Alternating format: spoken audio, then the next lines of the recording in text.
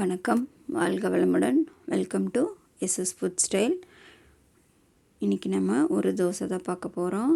சோளம் இந்த மாதிரி ஒரு டம்ளர் எடுத்துக்கோங்க. இது ஒரு வெரைட்டி ஆஃப் சோளம். அதில் 1/4 டம்ளர் இட்லி அரிசி சேர்த்துக்கோங்க, 1/4 டம்ளர் உளுந்து சேர்த்துக்கோங்க. எல்லாத்தையும் நல்லா வாஷ் பண்ணிவிட்டு ஒரு 5 மணி நேரம் ஊற வச்சுடுங்க. ஊற வச்சுட்டு நம்ம மிக்சியிலே அரைச்சிக்கலாம்.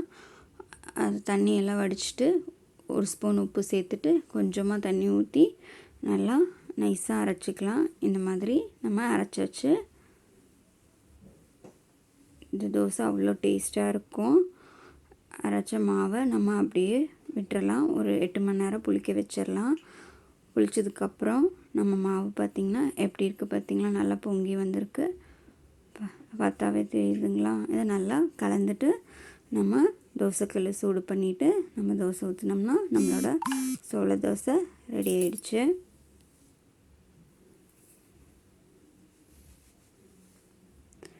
மூடி வச்சுக்கலாம். எண்ணெய் ஊற்றிட்டு மூடி வச்சுக்கலாம். 2 பக்கமும் நல்லா